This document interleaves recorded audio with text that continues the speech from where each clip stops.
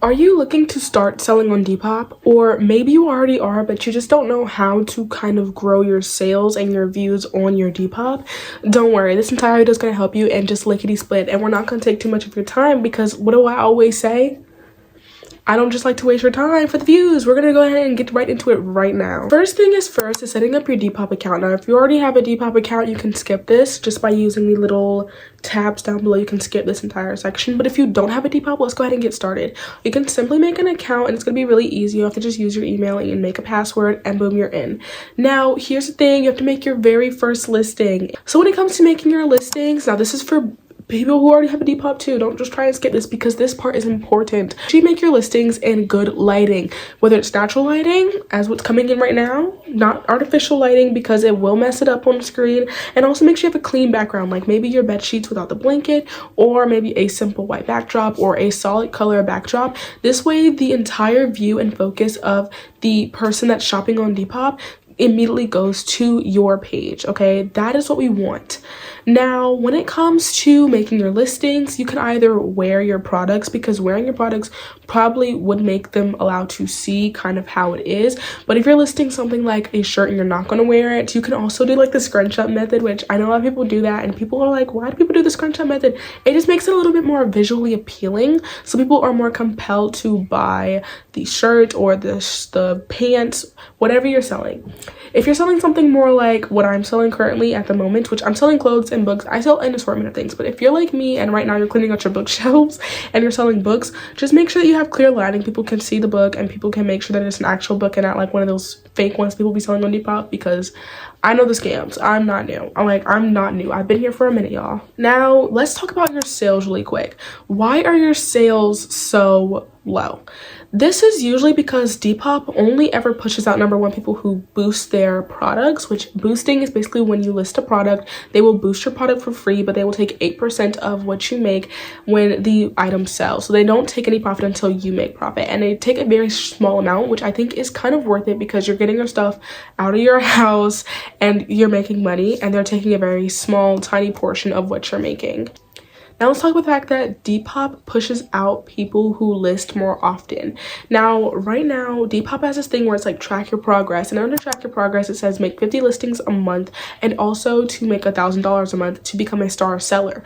I don't really focus too much on the $1,000 part because that's something that's outside of my control. I can't control if people buy my products or not, but I always try to make sure that I hit that 50 sales a month mark, because that is how you know Depop's going to push your stuff out. When I started posting more items more frequently, I started getting more sales. I get more sales when I post items more frequently, and it's starting to click now, because when I was selling my vinyls last year, I used to like put them up like once or twice, or maybe 4 times a day, and that's how I was getting sales. But then when I stopped doing that, my sales went down because I wasn't listing anything.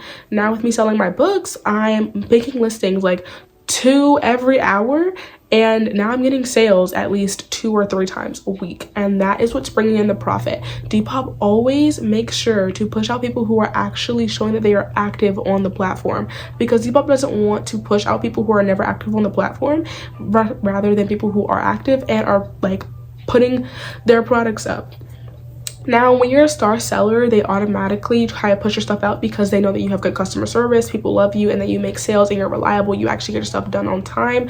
So that's also what the track progress thing is for, which is to make sure you can hit the star selling goal. But since I'm not currently a star seller because I don't make $1,000 a month, but that's why I'm saying with the track progress, I just want to make sure that I hit that 50 listings every month, because that's how I know that the sales are going to be racking in. Even if it's not $1,000 a month, we're still getting a good $100-$200 a month from Depop, because you are constantly making like listings on your account, and that's when you're going to start seeing that more sales come in and more views and more clicks on your products, because Depop, like I said, pushes people out with their algorithm who actually make listings and are actually active and have good customer service and have proven time and time again with their reviews that people like the shop, and that shows that they are trustworthy, because Depop cares. Like, Depop cares. Now let's talk about shipping real quick. Okay, shipping, let's go back to this entire listing thing. Listing your product, when you go to the very bottom, it says shipping.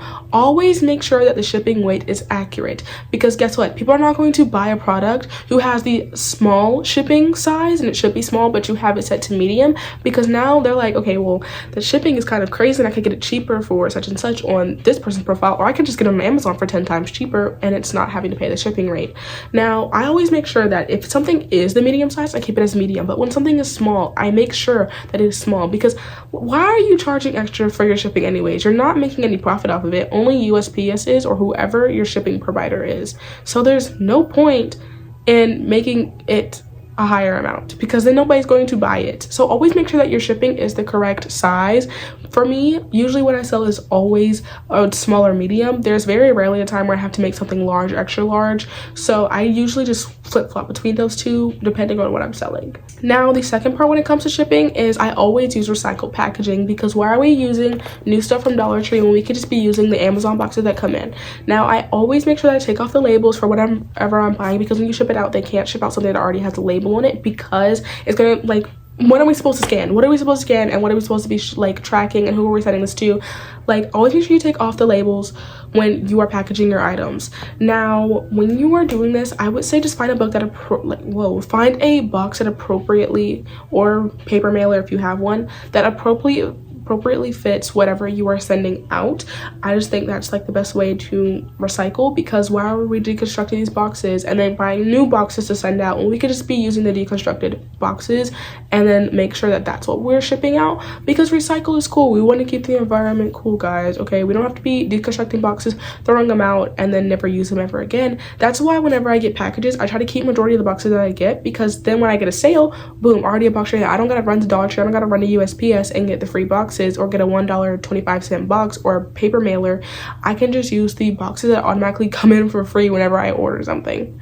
Packaging your orders. Now, I will go ahead and say I always recommend having like a little note or stickers of sorts to put in your packages. It can be $1. You can get the Dollar Tree stickers and put those in there, but just something to kind of show your appreciation, whether it's candy or something like that, just to go with it. You guys can get a pack of Jolly Ranchers from Dollar Tree, $1.25. It's not that crazy. It just kind of shows your appreciation for the buyers, that the buyer's like, oh my gosh, like, thank you so much.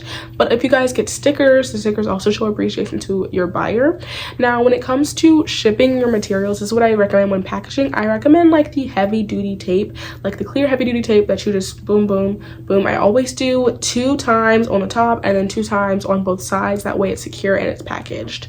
Okay, so we really covered most of the stuff. We've covered the taking the pictures part. I didn't want to go ahead and talk about shipping one more time, but this time we're going to talk about USPS. Now, if you guys like to be difficult, you don't like to ship with USPS, I don't know why. You guys use UPS, something else, FedEx, you are not going to get the automatic shipping label. But if you are shipping with USPS, you guys can get either a QR code or you guys can get a free shipping label from Depop, because they already pay for the shipping. Cool, amazing. Now, I usually like to just do the barcode, because I can't be making new papers every single day. Like, I just can't be doing that. Okay, so I make sure that I always use the QR code. Now, when I use the QR code, sometimes I have multiple stuff to ship out, so I just get a black Sharpie and I kind of label the boxes so I know what is what. So when it comes to me going to USPS, I can go up to the desk and they're like, okay, what are you shipping out today? And I'm like, okay, I just give them the barcode, they scan the barcode and they make it for you, and then they ship it out. It's simple as pie. So yeah. So if you click on this video because you want to make more sales on Depop, or you click on this video because you want to start selling on Depop, you guys want to know the ultimate tip so you're not behind and you actually are ahead of the people who's been there for years, this is the video for you. I'm so glad you guys clicked on this video. Hope you guys get more sales. Thank you guys so much for watching. If you guys want to follow me on Instagram, my Pink Rocket account, it is actually in the description. We talk about more about publicity, selling, making money on that account. And you guys can also subscribe, like, and make sure so you guys never ever miss a video. Love you guys so much. Mwah, made out kisses, video, and goodbye.